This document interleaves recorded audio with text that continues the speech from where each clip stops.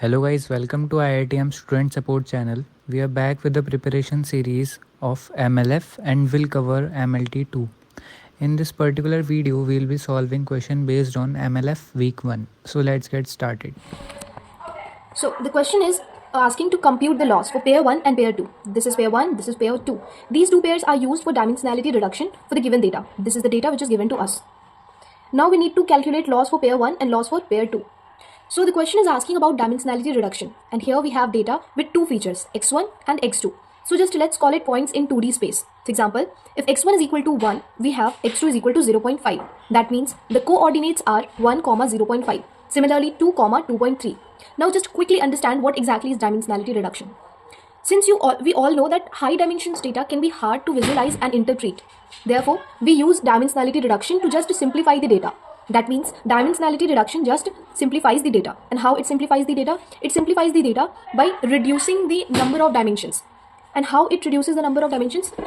It is executed by these methods. First we have encoding, which is function fx. This function fx compresses data to one dimension. Okay, as you can see that the coordinates are 1, 0.5. This is a two-dimension data, but this encoding function, that means fx, will compress the data to one dimension. Now we have decoding function, which is gx. This gx reconstruct the 2D data. So fx gives the output as one dimension and gx gives the output as two dimension. Now we have to calculate loss, but we must know what exactly loss is. What is the loss function? What is the meaning of loss function? So loss function measure how much information is lost.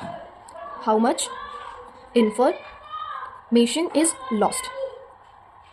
So you need to calculate loss. And what does loss measure? So loss measures how much information is lost. Of course, while encoding and decoding, the output will vary from the original data. Okay, so it's more like the reconstructed, or like while calculating, the loss function is to measure how far off the reconstructed data is from the original data. Now first we will note down whatever stuff is given to us. Like what are the things which are given to us. So we have we have data. The table itself is the data which we have. Okay. Next we have our encoding function fx according to pair 1. Let's first calculate the loss for pair 1. So according to pair 1, we have our fx as x1 minus x2. And according to pair 1, we have our gx is equal to u upon 2, u upon 2. Now we have to find loss. We all know the formula for loss. It's 1 upon n.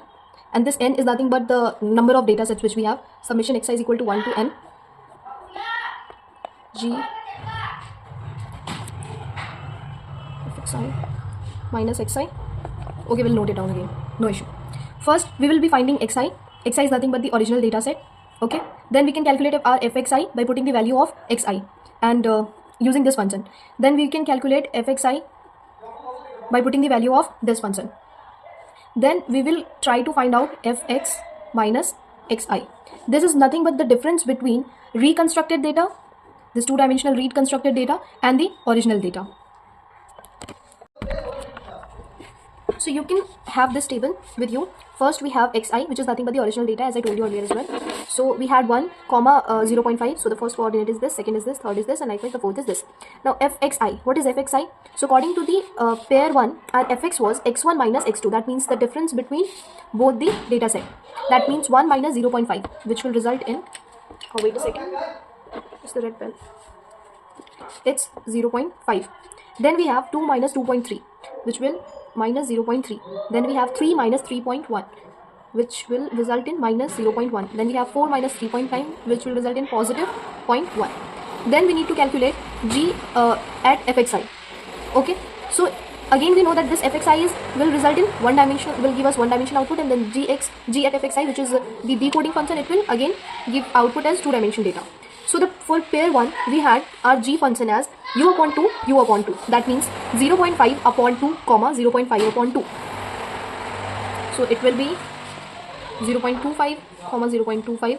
Similarly, minus 0.3 upon 2, minus 0.3 upon 2. That will be minus 0.15, minus 0.15. Then we have minus 0.1 upon 2. That means minus 0.05, minus 0.05. And this will be same. 0.05. Now we need to calculate the difference between reconstructed data and original data. If you wish, you can even skip this column and you can directly try to find the square of the entire term. Now a lot of people might face difficulty while calculating or resolving this thing. So let me guide you once how you can do it. So it's more like g, so fxi minus xi square. So for the first data set, we have 0.25 comma 0.25 minus, what is the original data set? We have 1 comma 0.5. I'm solving for the first data set, and rest you need to do it by your own self. Okay, so it's like 0.25 minus 1 whole square plus 0.25 minus 0.5 whole square. You can use calculator and find the output for this. The output will be minus 0.75 whole square plus minus 0.25 whole square. This minus 0.75 and minus 0.25 is nothing but the value for this column, that is minus 0.75 comma minus 0.25. As I told you that you can even skip this column and directly try to calculate the final value, that means the square of difference between reconstructed data and original data. So this will result in 0.5625 and then 0.625. So your final output will be 0.625. So likewise you can calculate the value for the value of square of reconstructed difference between reconstructed data and original data. So your result is 0.625. Likewise, since I have done the calculations beforehand, so I'm directly writing the answers: 19.225, 30.425. If you want to have the calculations, so this is the calculation, like this is the way how I have derived the output, got the output. For the fourth data set, we have 30.425. For the third data set, we have 19.25. And for the first data set, we have output as 10.625. Now, since we have got the output of square of difference between reconstructed data and original data, we need to find the loss. What is loss? The formula for loss is 1 by n summation xi to till n, and then the square of difference between reconstructed data and original data. That means it's 1 by at the place of n we will be putting 4, because we have 4 data sets, and then we need to add the entire square altogether. That means 0.625 plus 10.625 plus 19.225 plus 30.425. So it will be 1 by 4, 60.900. Now 60 divided by 4 will result in 15.225. That means loss for the question loss for pair 1, the answer will be 15.225. Likewise, we will try to calculate the loss for pair 2. So far we have calculated the value of loss for pair 1, which was 15.225. Okay, now your answer may be 15.3 or 15.4. Just do not worry about that, because the answer will be accepted in range. Not a particular output will be considered as a valid answer, but the output might be accepted in range. Okay, it's time to calculate loss for pair 2. Again, we will draw a same table once again. Okay, this is our function fxi, which is the encoding function, our one dimension, and then this is g at fx, which will again produce a 2-dimensional output, and then this is the difference between reconstructed data and the original data. This is square of the difference between reconstructed data and original data. Our data set will be same. For the same data set, we have to calculate loss for pair 2. This was loss for pair 1. For pair 2, we have, unlike pair 1 where the function fx was x1 minus x2, in pair 2 we have our function fx as x1 plus x2 divided by 2, and then gu, the function g is almost the same. Okay, now here for fxi it will be x1 plus x2, that means 1 plus 0.5, which is 1.5 divided by 2. Now 1.5 divided by 2 will be 0.75. Similarly, 4.3 divided by 2, which is 2.15. Then 6.1 divided by 2, which is 3.95. And then we have fourth output as 4 plus 3, 7.9. And 7.9 divided by 2.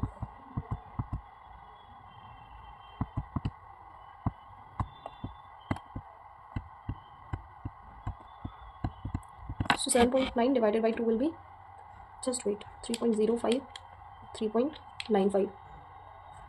Okay, now we will try to calculate function g, which is nothing but just fx by 2. That means 0.75 by 2.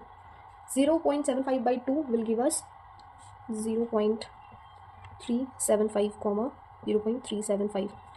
Similarly, 2.15 by 2 comma 2.15 by 2, which is 1.075 comma 1.075. Again here it is 1.525 comma 1.525. Then 3.95 by 2, that is 1.975 comma 3.95 by 2, that is 1.975. Now our task is to calculate this. As I told you earlier as well, that you can even skip this term. For the first data set, I am finding this square of difference between reconstructed data and original data. For the rest data set, you have to do it by your own yourself. So it's like this. We have our first data as 0.375 comma 0.375 minus 1 comma 0.5 square. So first we will do 0.375 minus 1 square plus 0.375 minus 0.5 square.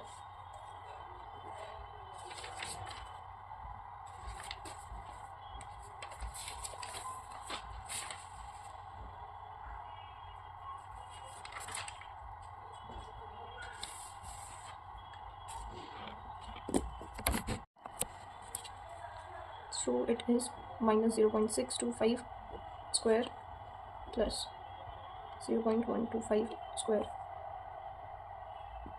plus 0.390625 plus 0.015625, which is 0.40625.